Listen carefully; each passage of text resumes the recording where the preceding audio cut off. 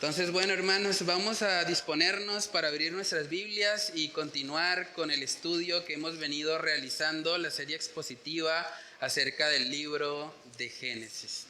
Hace 8 días veíamos, nuestro hermano Miguel nos estuvo compartiendo la parte final del capítulo 30 y ahí veíamos la bendita intervención de Dios sobre la vida de Jacob. Realmente la única razón por la cual Jacob recibía precisamente una intervención divina es por causa de Dios. No era por causa de Jacob, porque vemos una vez tras otra que este hombre Jacob sigue mostrando muchas debilidades, muchas fallas en su carácter. Y veíamos hace 8 días algo interesante, y es que Jacob decide salir de la tierra de su suegro Labán. Ese hombre que lo había estafado vilmente. Estudiamos hace unas semanas atrás cómo él le hizo creer que estaba trabajando por Raquel y realmente le ofreció a Lea después de 7 años de trabajo. Y vemos que este hombre Labán era un hombre lleno de codicia, lleno de avaricia en su corazón. Y ahora vemos que Jacob se encuentra con él. Y hay algo muy interesante ahí, porque uno esperaría tal vez de Jacob, bueno, es el momento en que Jacob se va a desquitar. Es el momento tal vez en que Jacob va a decir, bueno, usted me hizo trabajar 14 años, no me pagó un solo peso, porque los 14 años de trabajo fueron solo por las hijas. Él no recibió ningún salario, ninguna compensación por haber trabajado todo ese tiempo. Y si hubiese estado en Colombia, probablemente Jacob hubiese dicho, no, le voy a poner una demanda. Y por lo menos me tiene que responder por unos 12 años de salario, porque yo trabajé 14 años y voy a trabajar en balde, no.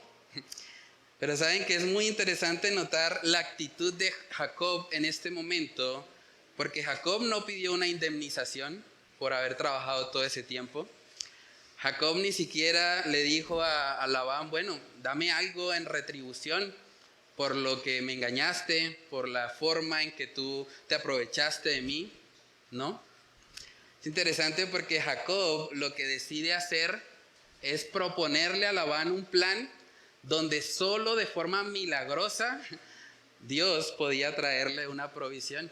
Yo creo que probablemente Jacob quería probar al Señor, quería probar qué tan cierto era la promesa o el pacto que él le había hecho en el capítulo 28, Génesis capítulo 30, versículos del 31 al 32, dice ahí la palabra. Y él dijo, está hablando aquí Labán, ¿qué te daré? Era la oportunidad, ¿no? Era el momento en que Jacob podía haber dicho, ese viejo mañoso, estafador, tramposo, ahora sí me las paga todas completicas.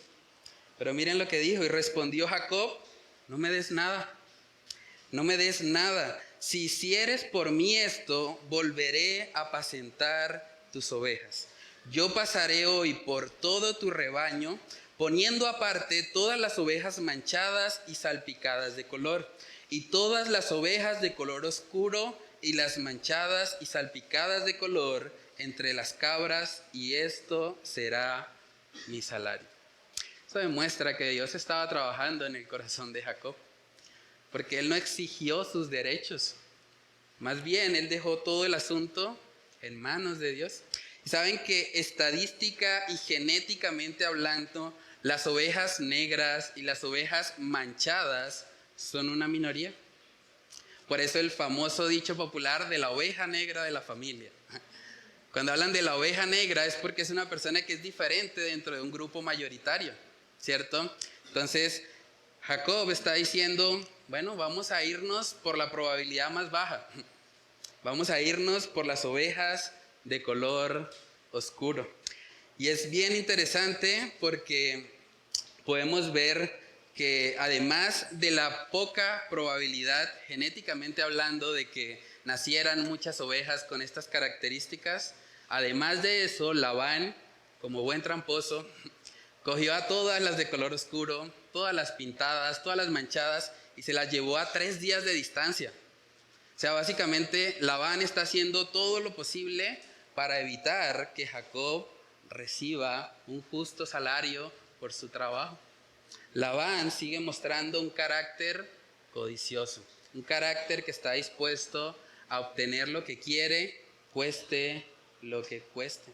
Pero saben, hermanos, que el Dios creador del universo entero, el que formó las galaxias con su palabra, Él no necesita realmente que la probabilidad genética esté a su favor.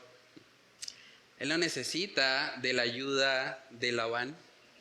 Dios, su promesa no dependía de nada de eso, no dependía de la habilidad de Jacob para negociar, para sacar un buen trato ahí con su suegro Labán. La verdad es que la promesa que Dios le había dado a Jacob dependía única y exclusivamente de su carácter fiel. Y Dios es fiel. Y a pesar de Jacob, a pesar de Labán, a pesar de que seguían en sus trampas, cuando Labán se llevó estas ovejas, luego Jacob dice, bueno, voy a utilizar una estrategia que básicamente era una superstición de la época, y pensando tal vez que a través de eso él iba a obtener el favor de Dios. Pero vamos a ver, hermanos, hoy que Dios respalda su promesa. Dios respalda su promesa a pesar de Jacob, a pesar de que él sigue evidenciando un carácter bastante defectuoso. Génesis capítulo 31, vamos a leer ahí los primeros 24 versículos y comenzamos con oración. Dice ahí Génesis 31:1, y oía Jacob las palabras de los hijos de Labán que decían, Jacob ha tomado todo lo que era de nuestro padre, y de lo que era de nuestro padre ha adquirido toda esta riqueza. Miraba también Jacob el semblante de Labán y veía que no era para con él como había sido antes. También Jehová dijo a Jacob, vuélvete a la tierra de tus padres y a tu parentela, y yo estaré contigo. Envió pues Jacob y llamó a Raquel y a Lea al campo donde estaban sus ovejas. Y les dijo, veo que el semblante de vuestro padre no es para conmigo como era antes, mas el Dios de mi padre ha estado conmigo. Vosotras sabéis que con todas mis fuerzas he servido a vuestro padre, y vuestro padre me ha engañado, y me ha cambiado el salario 10 veces, pero Dios no le ha permitido que me hiciese mal. Si él decía así, los pintados serán tu salario, entonces todas las ovejas parían pintados. Y si decía así, los listados serán tu salario, entonces todas las ovejas parían listados. Así quitó Dios el ganado de vuestro padre y me lo dio a mí. Y sucedió que al tiempo que las ovejas estaban en celo, alcé yo mis ojos y vi en sueños, y he aquí los machos que cubrían a las hembras eran listados, pintados y abigarrados. Y me dijo el ángel de Dios en sueños, Jacob. Y yo dije, heme aquí. Y él dijo, alza ahora tus ojos y verás que todos los machos que cubren a las hembras son listados, pintados y abigarrados, porque yo he visto todo lo que Labán te ha hecho. Yo soy el Dios de Betel, donde tú ungiste la piedra y donde me hiciste un voto. Levántate ahora y sal de esta tierra y vuélvete a la tierra de tu nacimiento. Respondieron Raquel y Lea y le dijeron, ¿tenemos acaso parte o heredad en la casa de nuestro padre? ¿No nos tiene ya como por extrañas, pues que nos vendió y aún se ha comido del todo nuestro precio? Porque toda la riqueza que Dios ha quitado a nuestro padre, nuestra es, y de nuestros hijos ahora, pues haz todo lo que Dios te ha dicho. Entonces se levantó Jacob y subió sus hijos y sus mujeres sobre los camellos y puso en camino todo su ganado y todo cuanto había adquirido, el ganado de su ganancia que había obtenido en Padán Aram, para volverse a Isaac su padre en la tierra de Canaán. Pero Labán había ido a trasquilar sus ovejas y Raquel hurtó los ídolos de su padre. Y Jacob engañó a Labán arameo, no haciéndole saber que se iba. Huyó pues con todo lo que tenía y se levantó y pasó el Éufrates y se dirigió al monte de Galaad. Y al tercer día fue dicho a Labán que Jacob había huido. Entonces Labán tomó a sus parientes consigo y fue tras Jacob camino de 7 días y le alcanzó en el monte de Galaad. Y vino Dios a Labán arameo en sueños aquella noche y le dijo, guárdate que no hables a Jacob descomedidamente. Vamos a orar para pedir la dirección del Señor. Padre, te damos muchas gracias, Señor, por esta porción de las Escrituras que nos permites estudiar la mañana de hoy. Padre, ayúdanos a poder contemplar, Señor, la vida de este hombre Jacob, para que podamos aprender de sus fallas, para que podamos aprender de sus errores y al mismo tiempo, Señor, para que podamos meditar en tu carácter fiel a pesar de los pecados de los hombres, a pesar, Señor, de que no cumplimos el estándar, a pesar de que muchas veces somos obstinados, tercos, queremos hacer las cosas conforme a nuestra voluntad. Pero Padre, tú demuestras tu gracia, tú demuestras tu favor sobre nuestras vidas, no porque hay algo bueno en nosotros, sino porque tú sí eres bueno, porque tú sí eres fiel, porque tú sí cumples lo que prometes. Padre, ayúdanos a meditar en todo lo que estamos estudiando, Señor, en esta mañana, para que tu palabra realmente pueda impactar nuestras vidas, que no sea simplemente información que adquirimos para saber más cosas, sino que sea información que pueda transformar nuestras vidas y que pueda llevarnos, Señor, a vivir conforme a tu buena, agradable y perfecta voluntad. Oramos, Señor, para que solo tú seas exaltado por medio de la exposición de tu palabra. Te lo pedimos, Señor, en el nombre de Cristo Jesús. Amén y amén. Bueno, hermanos, ahí en Génesis capítulo 31 podemos ver como primer punto que Jacob fue bendecido por Dios, pero aún no tenía una relación con él. Jacob fue bendecido por Dios, pero él aún no tenía una relación con él. Y ahí podemos notarlo. Génesis 31, en el verso 1 dice: y oía Jacob las palabras de los hijos de Labán que decían: Jacob ha tomado todo lo que era de nuestro padre, y de lo que era de nuestro padre ha adquirido toda esta riqueza. Miraba también Jacob el semblante de Labán, y veía que no era para con él como había sido antes. También Jehová dijo a Jacob: vuélvete a la tierra de tus padres y a tu parentela, y yo estaré contigo. Envió pues Jacob y llamó a Raquel y a Lea al campo donde estaban sus ovejas, y les dijo: veo que el semblante de vuestro padre no es para conmigo como era antes. Y óigase bien lo que él dijo: mas el Dios de mi padre ha estado conmigo. Imagínense haber sido receptor de una bendición tan grande como el milagro de que nacieran esas ovejas, aun cuando genéticamente era muy improbable que sucediera. Siendo receptores de esa bendición, simplemente decir, ¿no? Dios es el Dios de mi padre. O sea, todavía Jacob no reconoce a Dios como su Dios. Y es algo realmente triste, hermanos. Había sido tan bendecido, era tan evidente, aún de forma sobrenatural. El Señor le había hablado por medio de sueños, le había confirmado el pacto. Y Jacob sigue diciendo: Dios, el Dios de mi padre, el Dios de Isaac. Seguía viendo a Dios no como su Dios, sino como el Dios de alguien más. Y saben que cuando miramos capítulos atrás en Génesis capítulo 28, podemos ver que Jacob hizo un voto insensato delante de Dios. Jacob hizo un voto en el que él condicionó que Dios fuera su Dios solamente si él primero hacía algo en beneficio de él.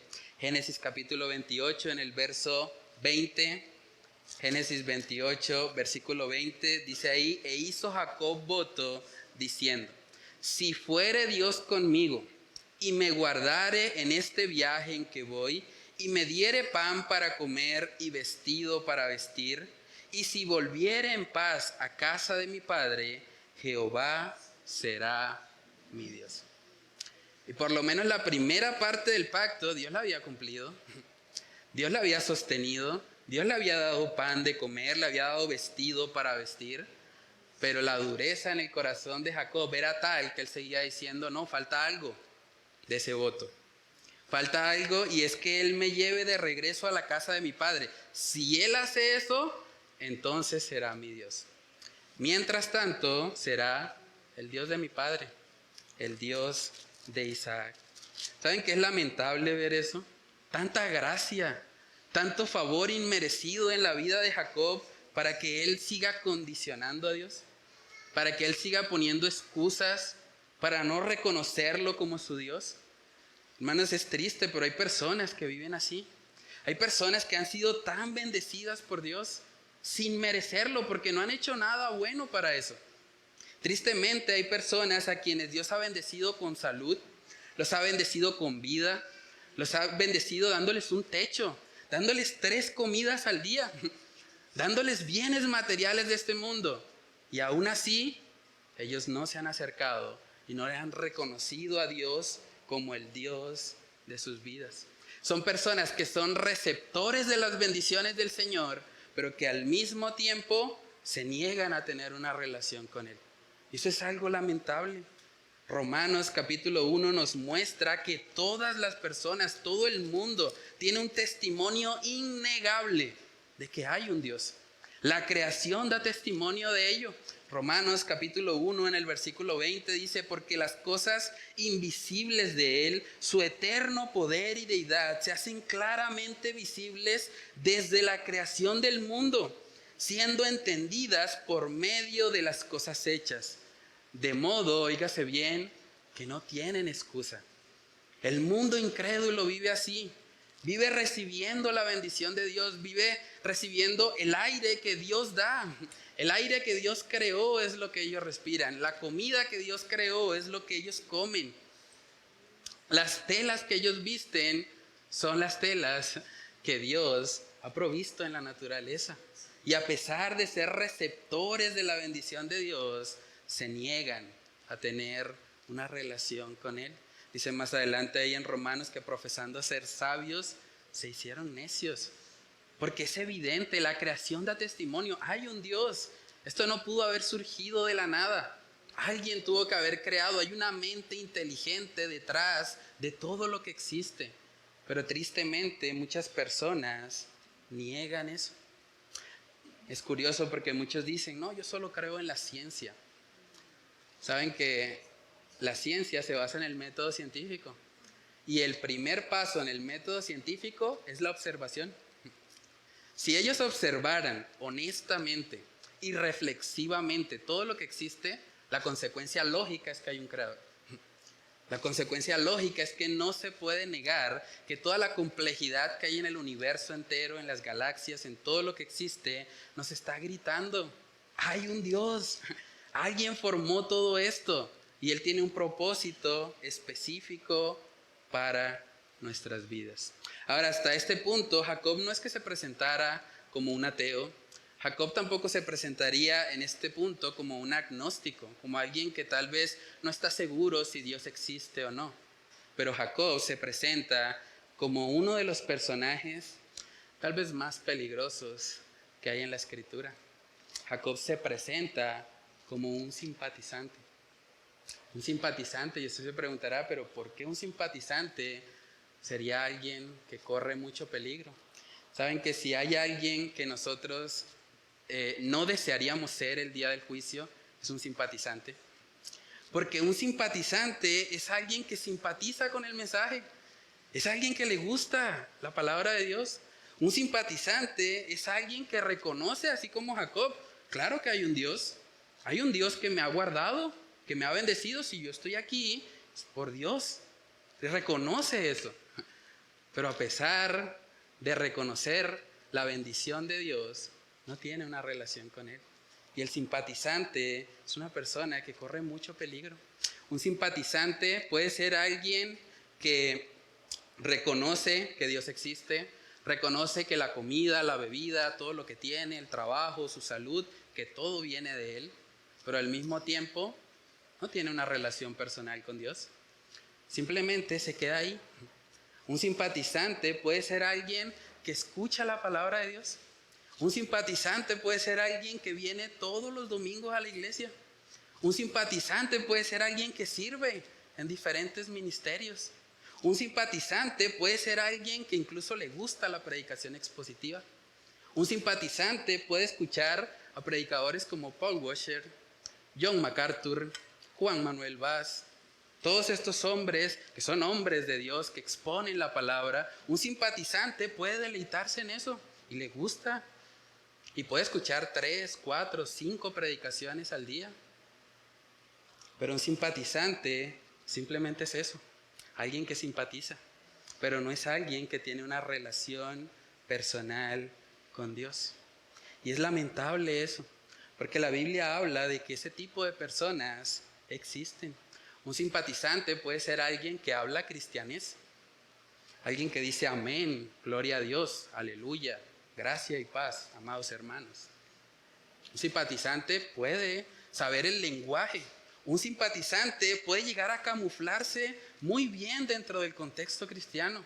Se comporta como un cristiano, hace lo que los cristianos hacen, parece externamente un cristiano, pero en últimas un simpatizante, si no tiene una relación con el Señor, el simpatizante al final de la historia terminará en el infierno.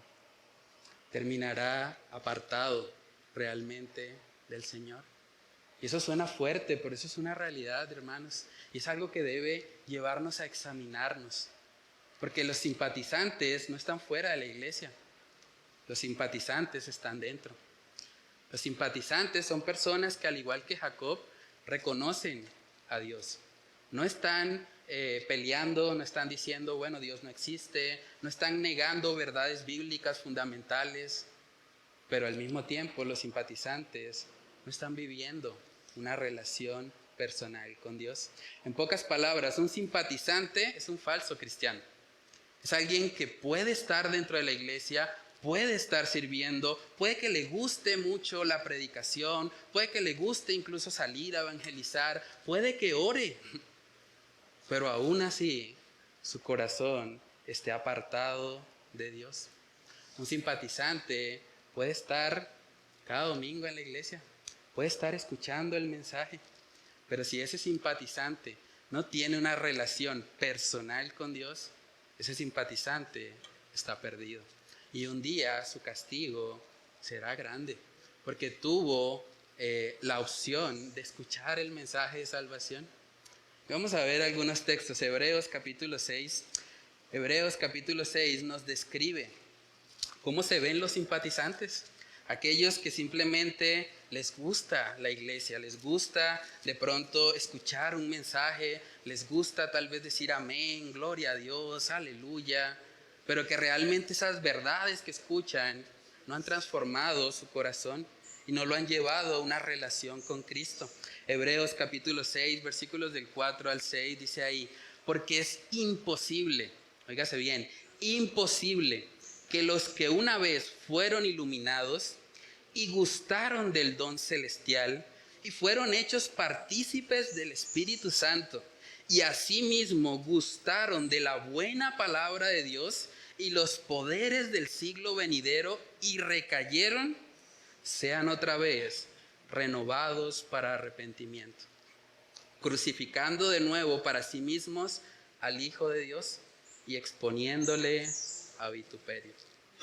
Estas personas que está escribiendo Hebreos no son personas que perdieron la salvación, son personas que nunca la tuvieron. Personas que estaban en la iglesia, dice ahí que fueron iluminados. La palabra de Dios es luz y pueden haber sido expuestos a la palabra. Fueron partícipes de la obra del Espíritu Santo. Ellos vieron gente convertirse. Ellos gustaron del don celestial que es Cristo. Ellos fueron testigos de todo eso. Pero aún así recayeron. Y el contexto tiene que ver con cristianos hebreos, con cristianos que tenían ese trasfondo judío y que tristemente recayeron volviendo a confiar en las obras en vez de confiar en la obra que Cristo hizo en la cruz. Pero estos cristianos, a pesar de ser muy buenos simpatizantes, a pesar de estar dentro de la iglesia, a pesar de asistir probablemente a escuchar un culto, esos cristianos terminaron perdidos porque en últimas no lo eran. Nunca habían nacido de nuevo, nunca habían recibido genuinamente al Señor, no tenían una relación con Él. Mateo capítulo 7 también habla de simpatizantes, de personas que están en la iglesia, que parecen cristianos, que incluso hacen el ministerio. Mateo capítulo 7, versículos del 21 al 23, este texto es bastante conocido. Dice, no todo el que me dice Señor, Señor, entrará en el reino de los cielos, sino el que hace la voluntad de mi Padre que está en los cielos. Muchos me dirán en aquel día: Señor, Señor, ¿no profetizamos en tu nombre? Y en tu nombre echamos fuera demonios, y en tu nombre hicimos muchos milagros. Y entonces les declararé: nunca os conocí, apartados de mí, hacedores de maldad. Qué triste eso. Están sirviendo al Señor, están profetizando en su nombre, están echando fuera demonios, están haciendo muchos milagros, pero no había relación con Cristo. Y por lo tanto la respuesta fue: nunca os conocí. El Señor les está diciendo: nunca hubo una relación.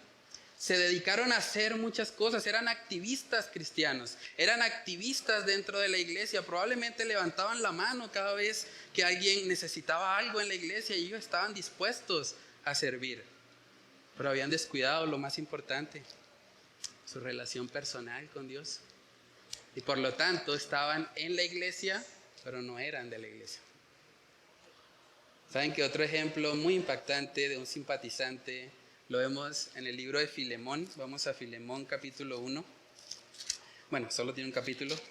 Filemón, en el versículo 24, miren lo que Pablo está diciendo: Marcos, Aristarco, Demas y Lucas, mis colaboradores. El mismísimo apóstol Pablo le está colocando el título a este personaje Demas de colaborador. Y ustedes saben que Pablo era un hombre exigente. Pablo fue el que escribió los requisitos de los obispos. Primera de Timoteo 3, Tito capítulo 1. Pablo era bastante estricto. De hecho, en el libro de Hechos vemos que por causa de la inseguridad o el temor que hubo en Juan Marcos, Pablo dice: no lo llevo. No, él no cumple el estándar. No está capacitado para ser un verdadero misionero. Y ese hombre estricto, riguroso, se le coló un simpatizante, Demas.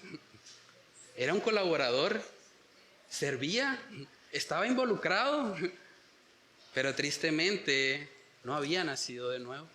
Segunda de Timoteo capítulo 4, en el versículo 10, vemos que el apóstol Pablo reconoce eso. 10 dice: porque Demas me ha desamparado, amando este mundo, y se ha ido a Tesalónica. Crescente fue a Galacia y Tito a Dalmacia.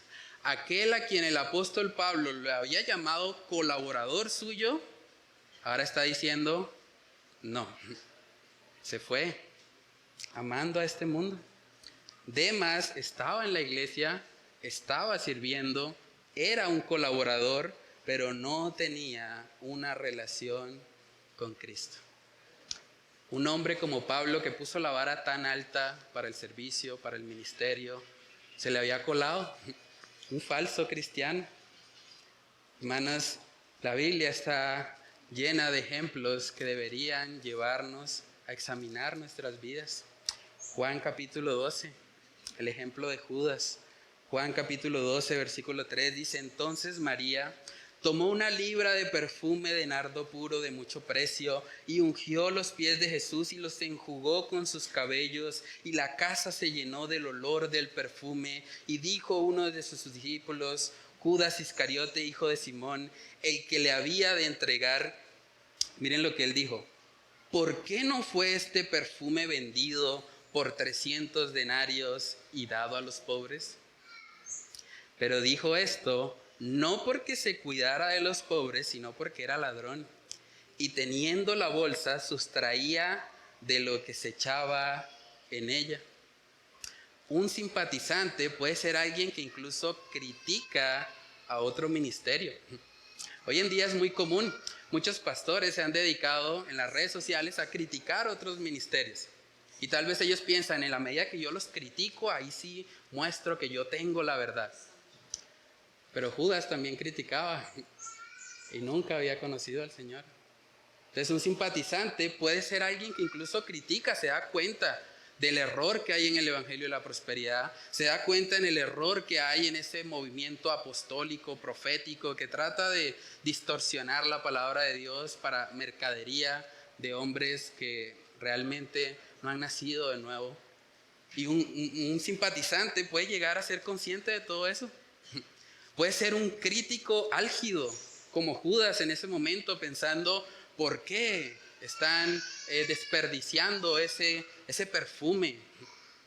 Un simpatizante puede ser alguien que critica la iglesia.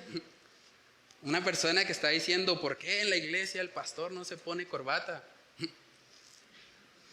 ¿Por qué en la iglesia tienen un ministerio de jóvenes? ¿Dónde dice la Biblia que hay ministerio de jóvenes? Eso se lo inventaron los hombres.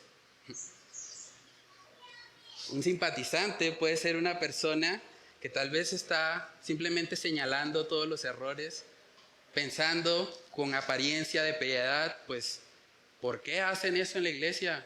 ¿Por qué hacen un retiro que es tan caro? ¿Por qué no cogen ese dinero y se lo dan a los pobres?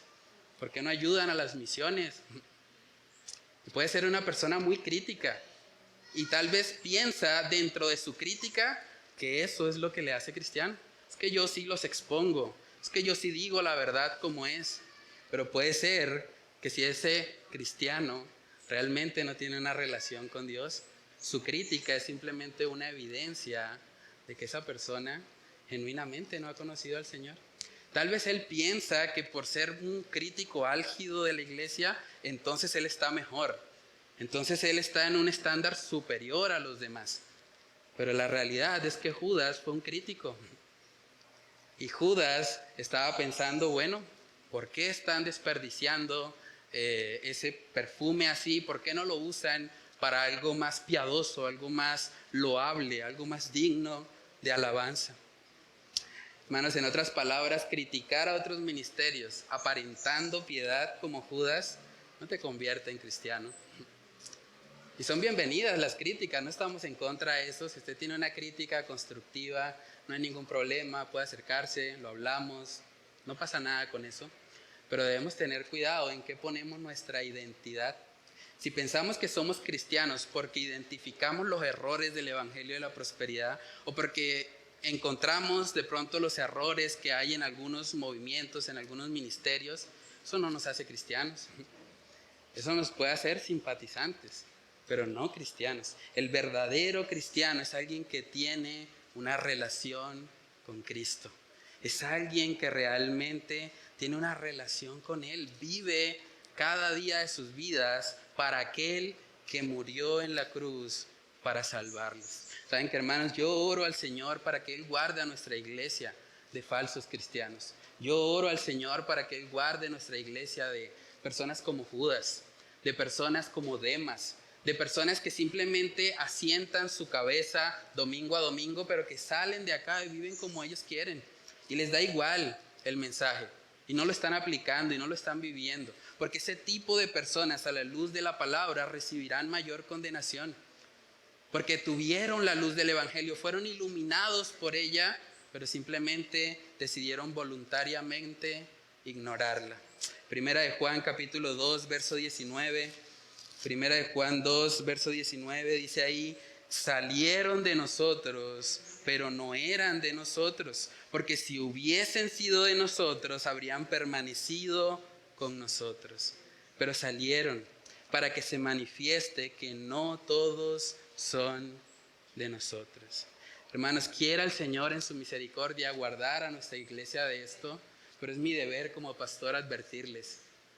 Puede ser que usted simplemente sea un simpatizante. Puede ser que usted sea alguien que le gusta la iglesia, le gusta de pronto la hermandad que hay acá, tal vez se siente cómodo, tiene buenas amistades en la iglesia, pero si usted no tiene una relación con Cristo, si usted no puede decir que Dios es su Dios personal, si usted no camina con Él, tal vez usted sea simplemente un simpatizante y usted debe examinarse.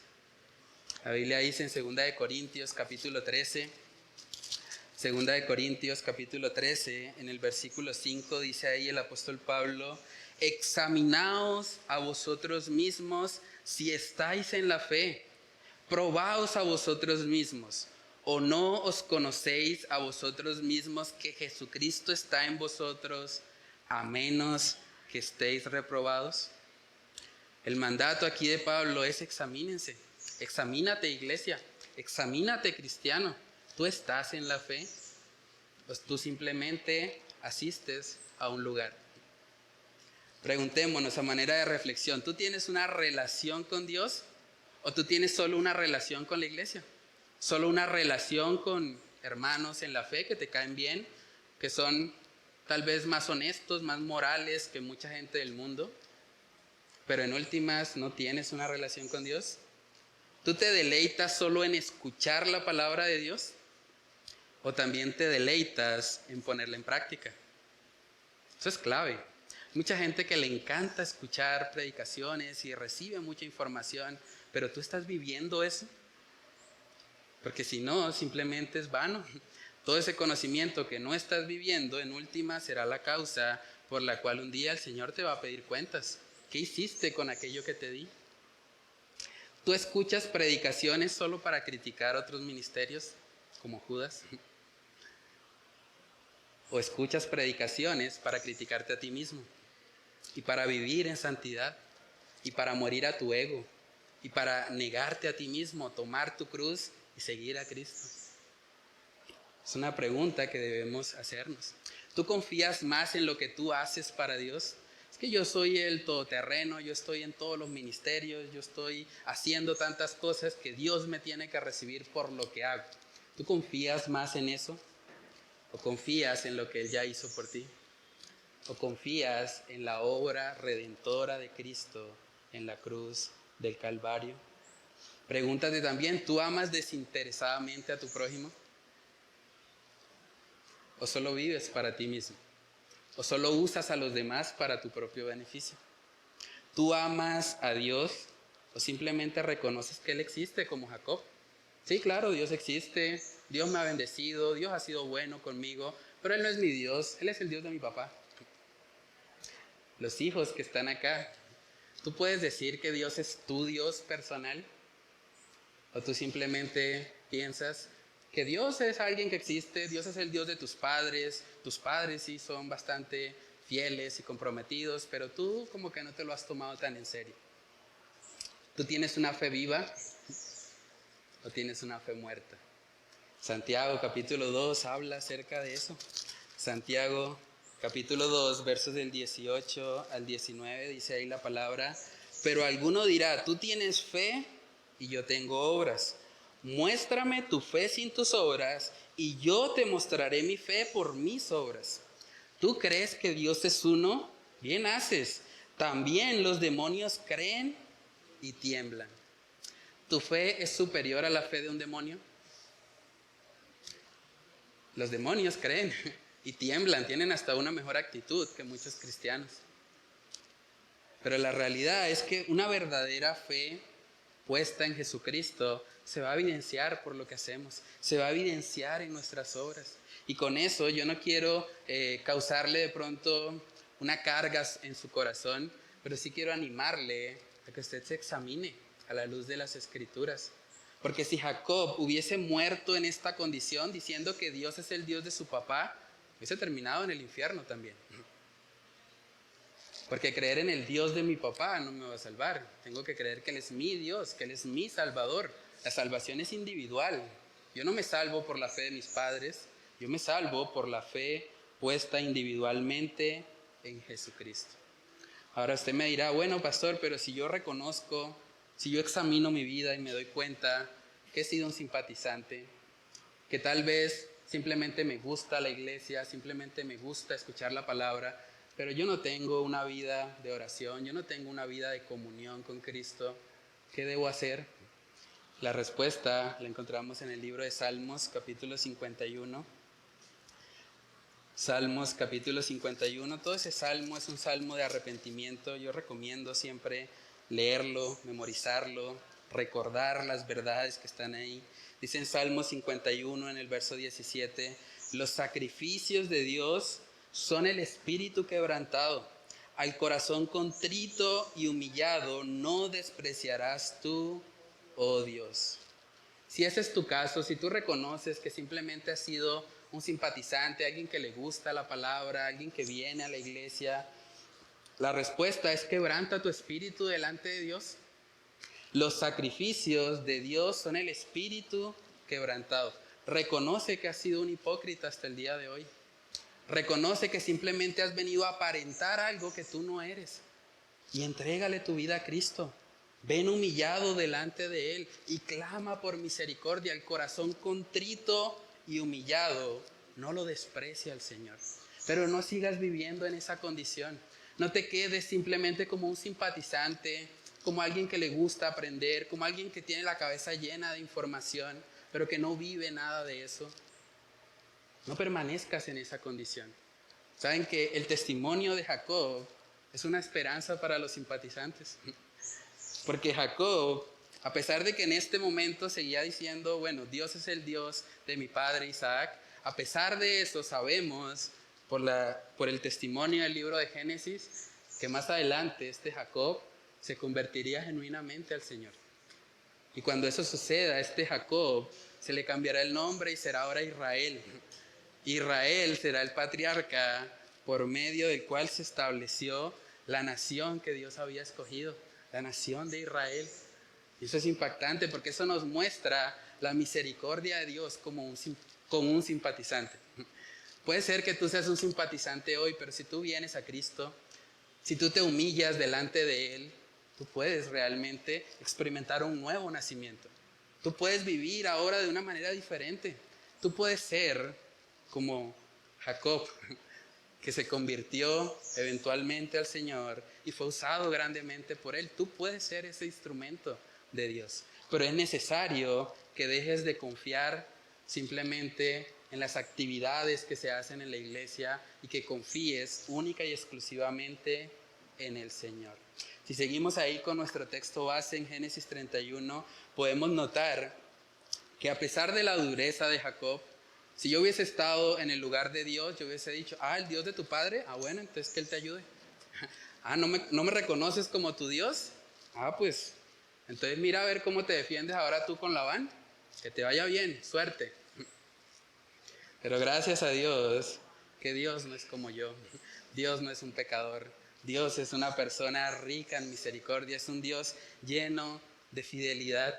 Como decía nuestro hermano Ricardo al principio del servicio, tenemos un Dios fiel. Y Dios es fiel a pesar de nosotros. Por eso el segundo punto en esta mañana es que la fidelidad de Dios no depende de Jacob.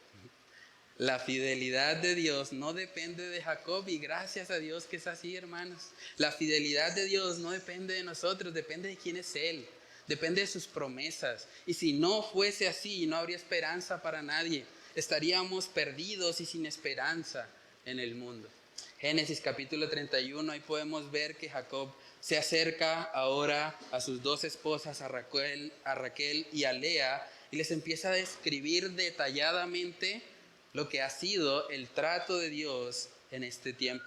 Génesis 31, verso 6 dice, vosotras sabéis que con todas mis fuerzas he servido a vuestro padre. Si había alguien que sabía a qué hora se levantaba Jacob, a qué hora llegaba a la casa, eran sus esposas.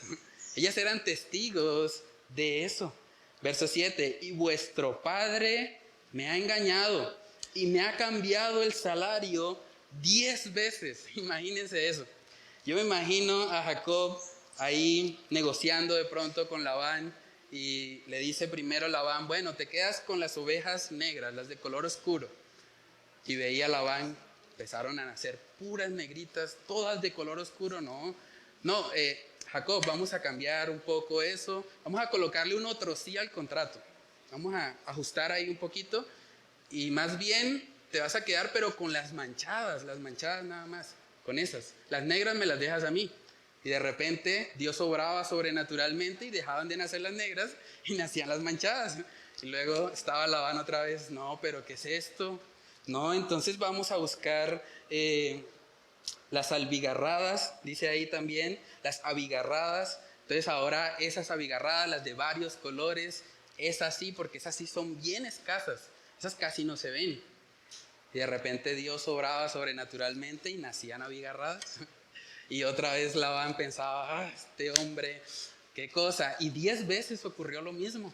10 veces Labán está tratando de ajustar las condiciones, colocándole otro sí al contrato, cambiando las condiciones iniciales, porque veía que Dios estaba con Jacob. Dios lo estaba respaldando de una manera especial. Dios también respaldó a Jacob hablándole, ahí lo vemos más adelante, Génesis 31, en el verso 7 dice: y vuestro padre me ha engañado y me ha cambiado el salario 10 veces, pero Dios no le ha permitido que me hiciese mal. Es probable que la molestia de Labán fuese tal que dijera: mejor lo mato. Pero Dios tuvo misericordia, Dios no permitió que le hiciese mal.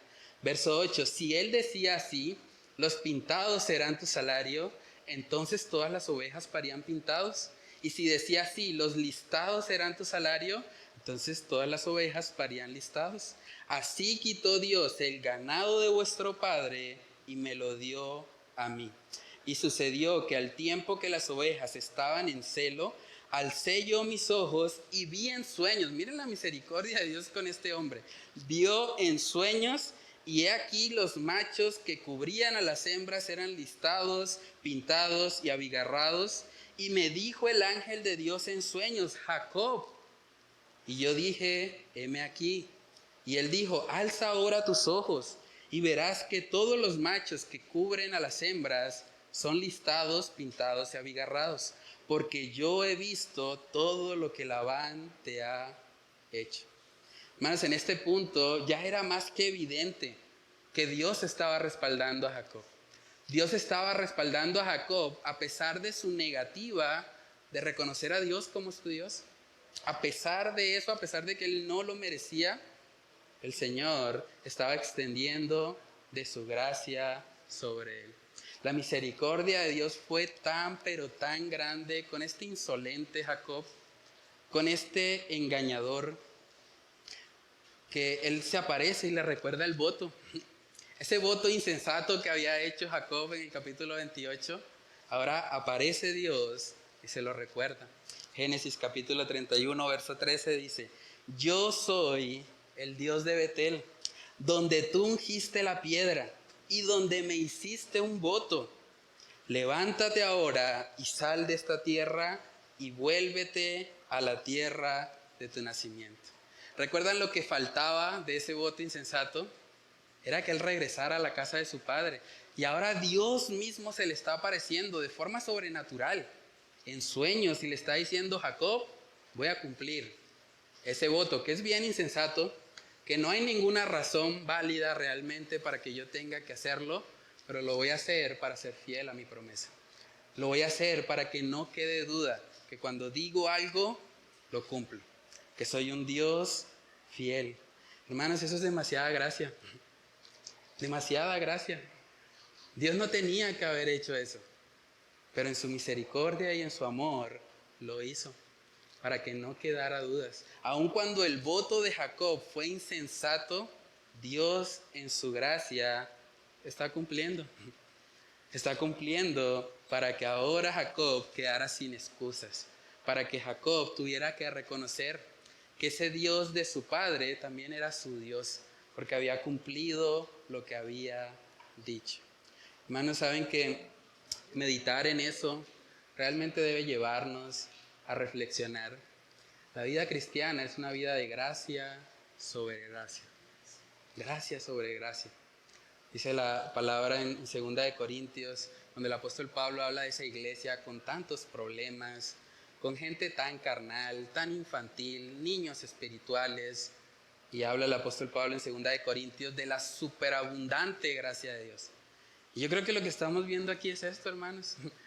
Jacob fue objeto de la superabundante gracia de Dios. Él no merecía eso.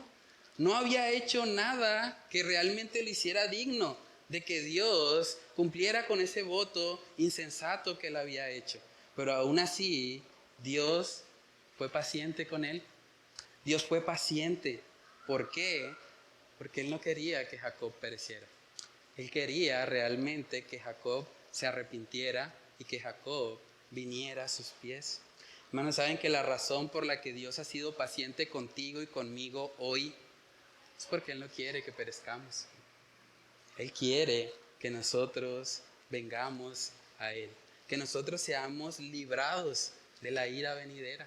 La razón por la que todavía hay simpatizantes respirando, Es por la gracia de Dios. Es gracia sobre gracia. Es Dios dándoles una oportunidad para que vengan genuinamente a Él, para que se entreguen totalmente. Segunda de Pedro, capítulo 3. Segunda de Pedro, capítulo 3, ese texto habla mucho acerca de la paciencia de nuestro Dios.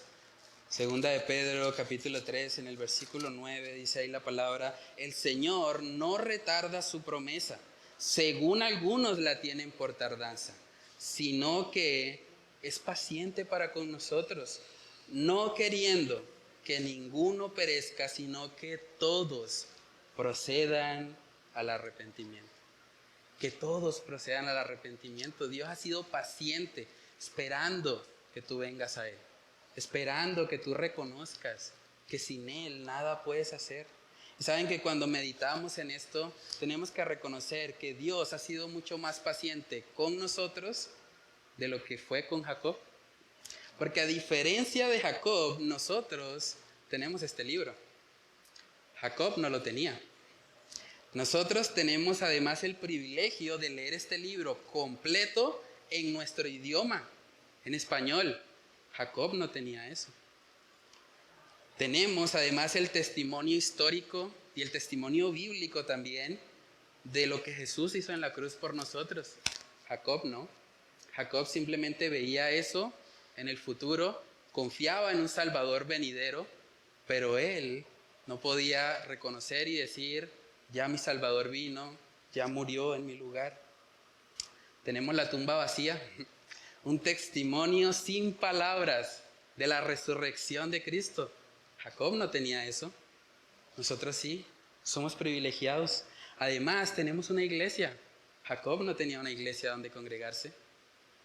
Tenemos una iglesia donde podemos venir, escuchar la palabra de Dios, podemos servir en los diferentes ministerios, podemos vivir siendo un cuerpo, siendo personas que viven para la gloria de Dios. Entonces, hermanos, hasta cierto punto podemos decir que nosotros hemos recibido mucha más gracia y verdad de la que el mismo Jacob recibió. Por lo tanto, somos responsables. Somos responsables porque al que mucho se le ha dado, mucho se le pedirá. Y un día tendremos que dar cuenta por la luz que hemos recibido. Hebreos capítulo 10 también habla acerca de eso.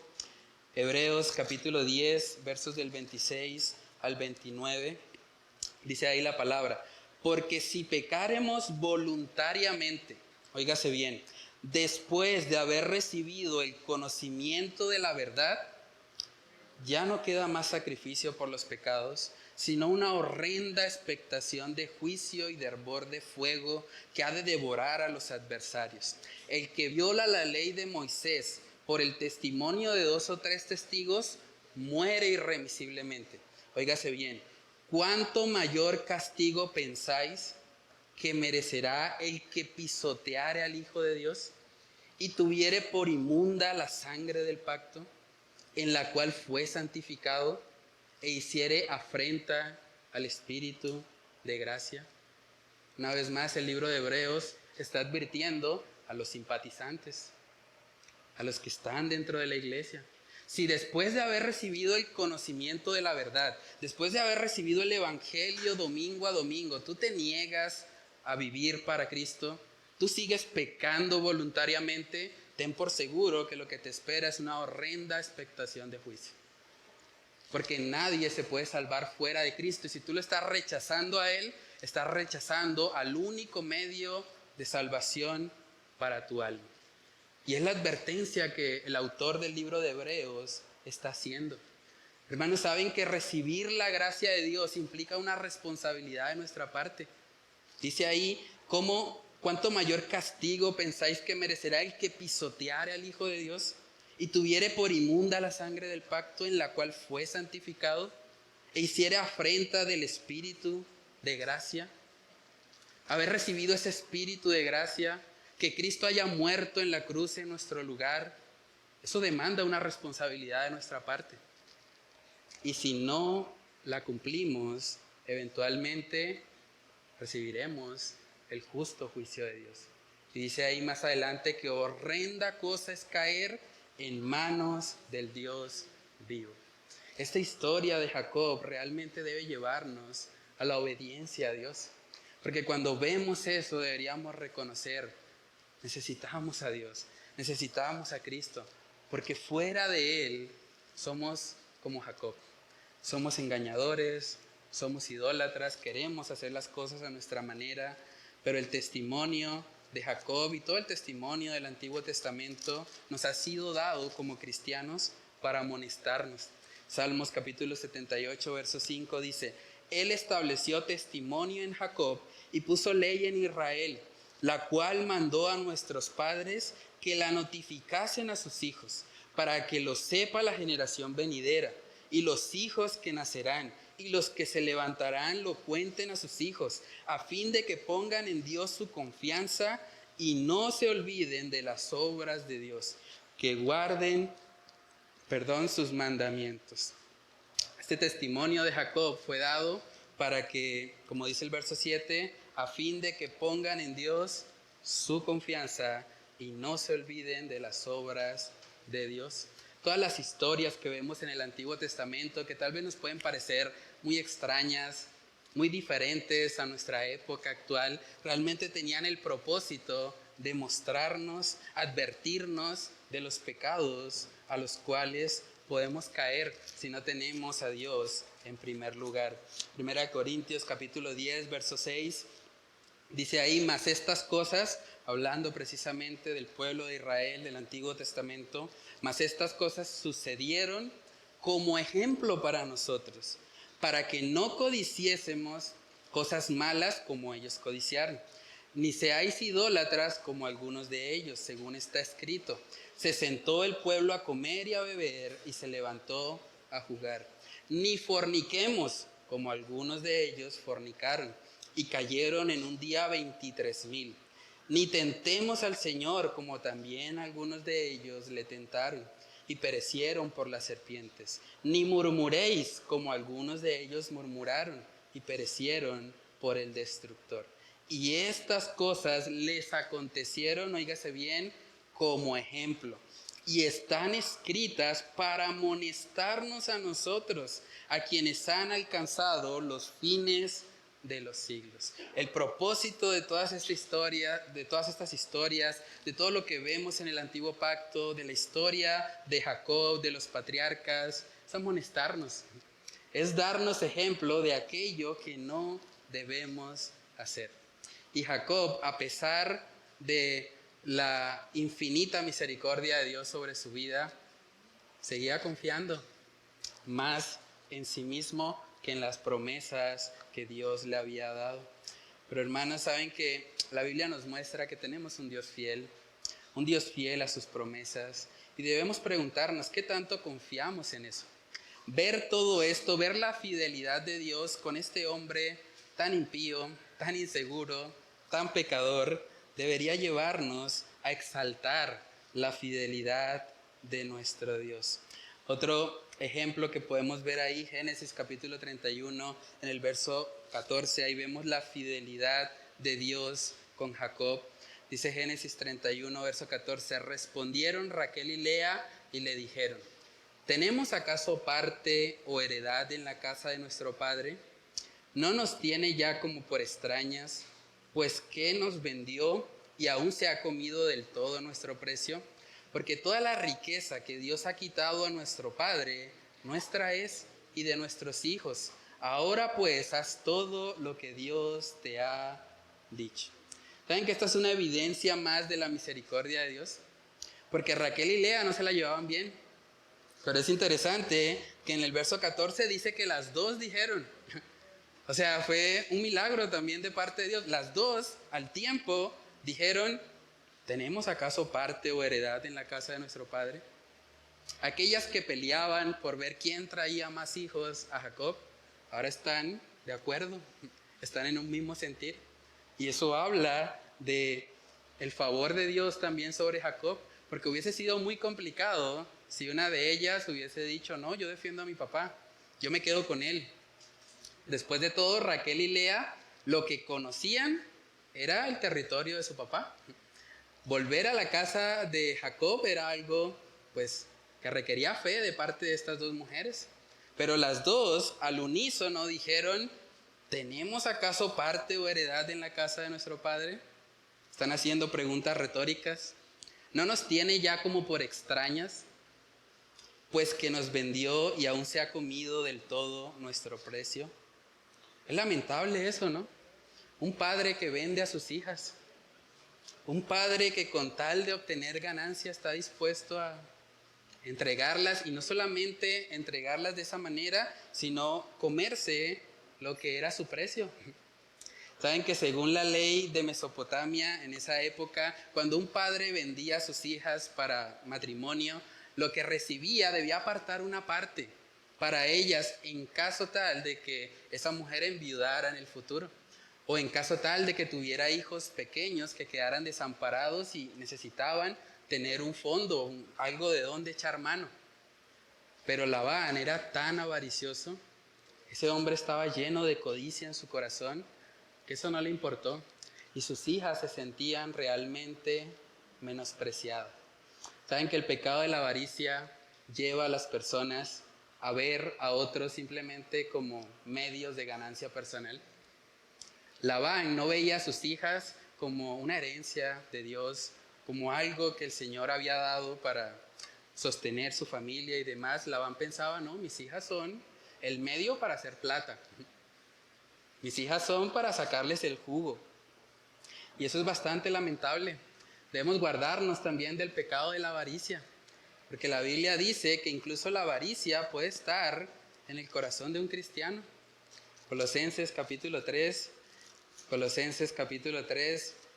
hablando precisamente a una iglesia, el apóstol Pablo dijo lo siguiente: haced morir pues lo terrenal en vosotros: fornicación, impureza, pasiones desordenadas, malos deseos y avaricia, que es idolatría.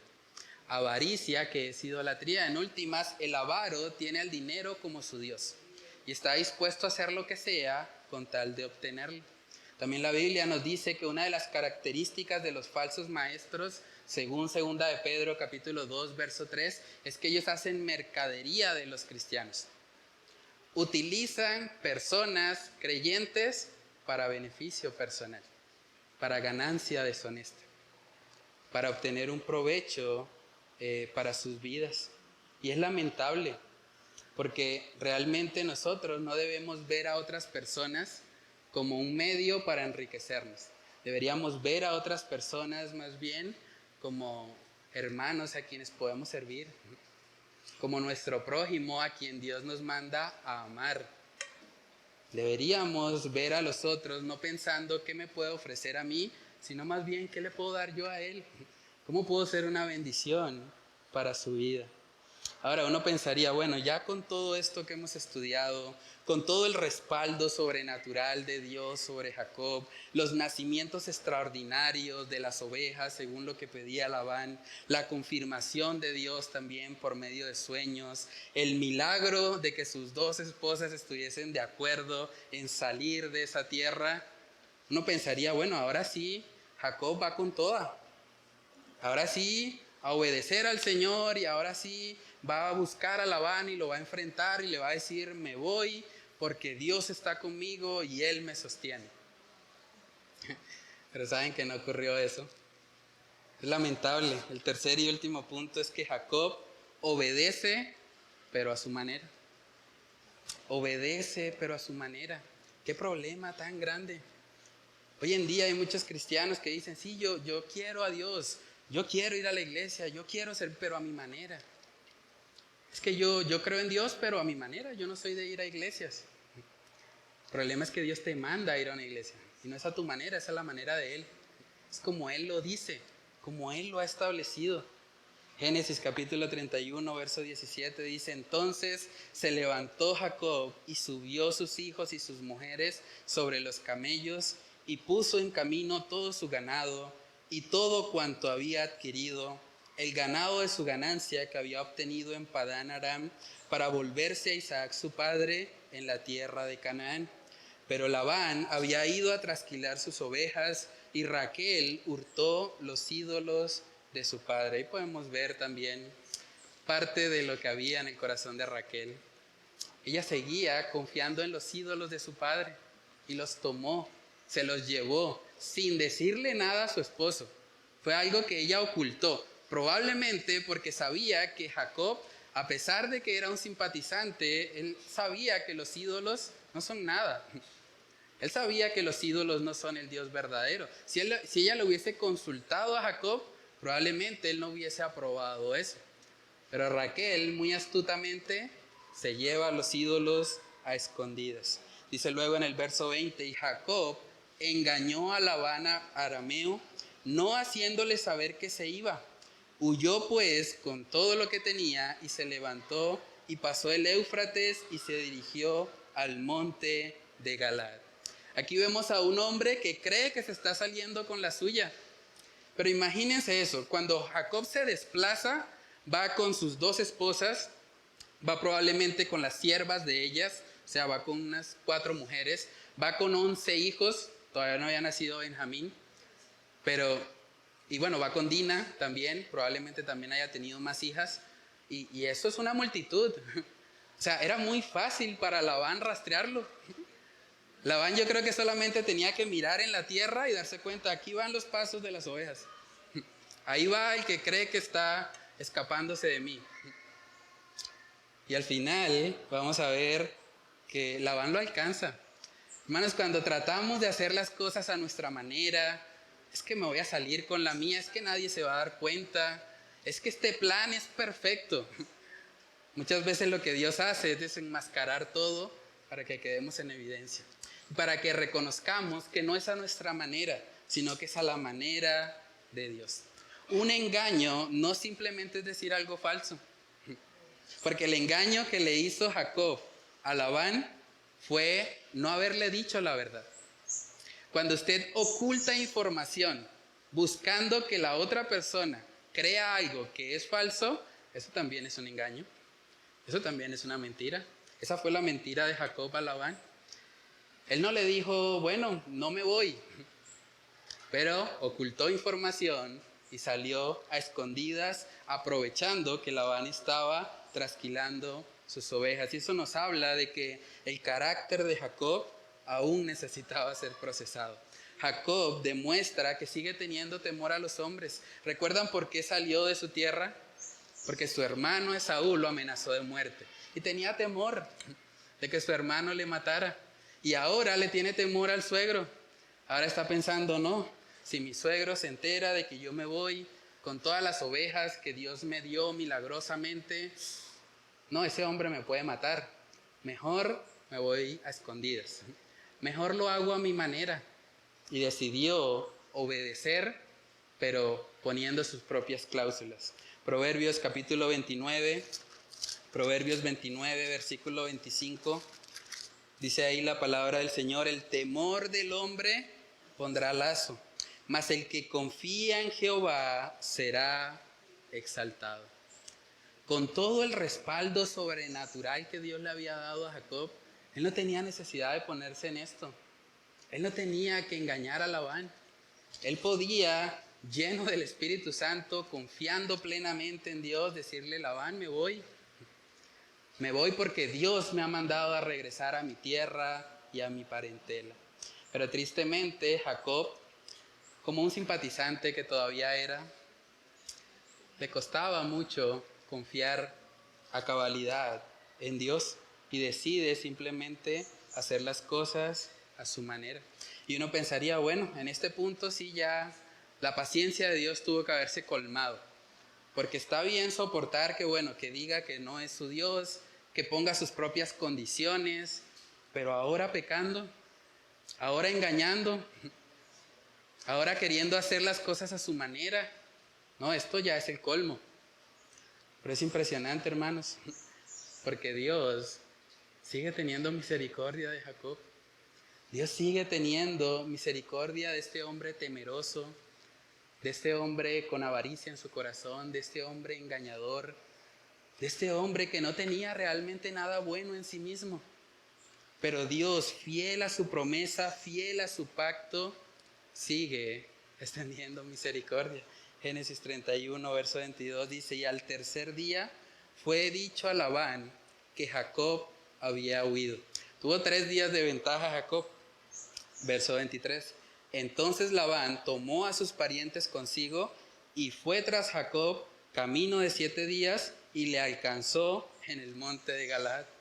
Tuvo 3 días de distancia, de ventaja, y a los 7 días ya lo alcanzó Labán. Verso 24. Y vino Dios a Labán. Una vez más, Dios extendiendo su misericordia. Vino Dios a Labán arameo en sueños aquella noche y le dijo: guárdate que no hables a Jacob descomedidamente.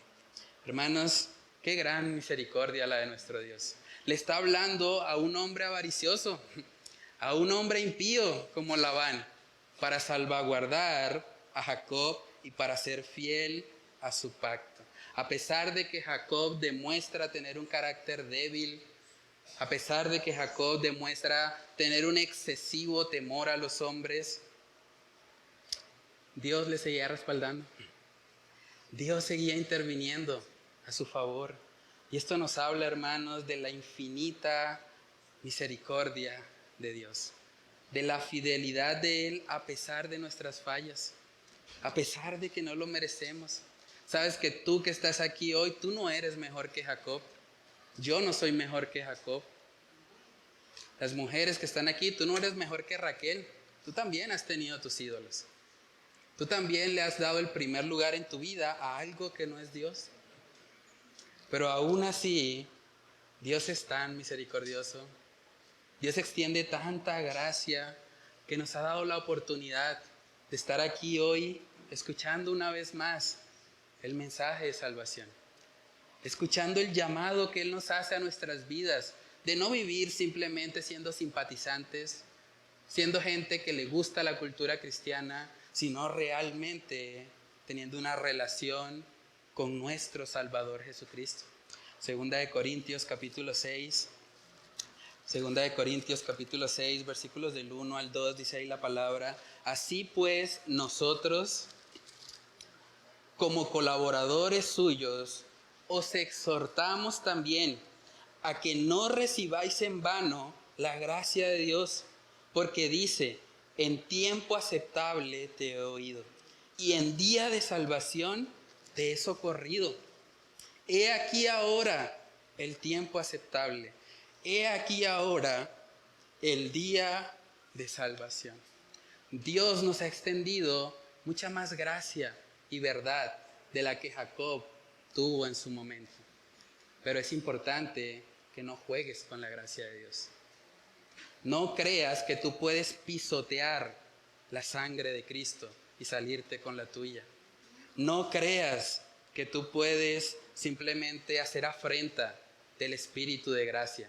Porque si tú haces eso, lo que te espera es una horrenda expectación de juicio. Si tú estás aquí hoy, amigo que me estás escuchando, si tú estás aquí hoy, es porque Dios soberanamente ha orquestado que tú estés aquí. Tú no estás aquí por la invitación que te hicieron a almorzar después del servicio. Tú no estás aquí simplemente porque hoy quisiste venir. Tú estás aquí porque Dios te trajo, porque Dios es soberano. Y eso implica algo para tu vida. Eso implica que tú tienes hoy la oportunidad de arrepentirte delante de Él. Hoy tú tienes la oportunidad de decir: Señor, me cansé de ser un simpatizante. Me cansé simplemente de ser una persona que le gusta la cultura cristiana. Ahora quiero realmente que tú seas mi Dios. Quiero que seas mi Salvador. Quiero morir a mí mismo. Quiero arrepentirme de mis pecados y venir a ti con un corazón contrito y humillado. Tú no sabes si hoy es la última oportunidad que Dios te está dando para escuchar el Evangelio. Tú no sabes si hoy, 18 de febrero, es la última oportunidad que tienes para que este mensaje haga un impacto en tu vida, para que este mensaje te transforme y te lleve a dejar de vivir como Jacob y te convierta en un Israel para su gloria, y te convierta en una nueva criatura, y te convierta en alguien que ya no vive más para sí mismo, sino que vive para aquel que murió y resucitó para salvarnos. Vamos a orar. Padre, ayúdanos, Señor. Ayúdanos a poder aprender de esta tu palabra en esta mañana. Ayúdanos a recordar que todos nosotros no somos mejores a Jacob. Nosotros que hemos sido receptores de tanta gracia tuya, de tanta bendición. Tú haces salir tu sol sobre buenos y malos. Tú mandas a los hombres en todo tiempo y en todo lugar a que se arrepientan. Padre, ayúdanos a no hacer afrenta de esa gracia que tú has derramado en nuestras vidas. Ayúdanos a no pisotear la sangre que fue derramada en la cruz del Calvario para salvarnos. Ayúdanos a reconocer que te necesitamos en nuestra vida, que no estamos llamados a jugar a ser cristianos, no estamos llamados a simplemente ser simpatizantes, ser personas que se comportan como cristianos, pero que fuera de la iglesia viven como demonios. Padre, estamos llamados a vivir consagrados a ti. Estamos llamados a tener una relación personal contigo. Estamos llamados a reconocer que tú eres nuestro Dios, que no eres simplemente el Dios de nuestros padres, que no eres simplemente el Dios de nuestro pastor, el Dios de nuestra iglesia. Eres nuestro Dios personal, aquel que murió en la cruz para salvarnos. Ayúdanos, Señor, a desarrollar una relación contigo. Ayúdanos a no simplemente hacer cosas en la iglesia. Ayúdanos a realmente vivir para ti, a realmente ser usados, Señor, como instrumentos útiles en tus manos para mostrar a este mundo caído que hay esperanza para los Jacob, que hay esperanza para las Raquel, que hay esperanza aún para los Labán, que tienen su corazón lleno de avaricia, que no les importa pasar por encima incluso de sus familiares con tal de obtener un beneficio económico. Padre, ayúdanos a recordar que hay misericordia y gracia en ti, que tú eres un Dios fiel, que eres un Dios que nos llama al arrepentimiento, pero también ayúdanos a recordar, Señor, que un día la oportunidad para arrepentirnos ya no estará.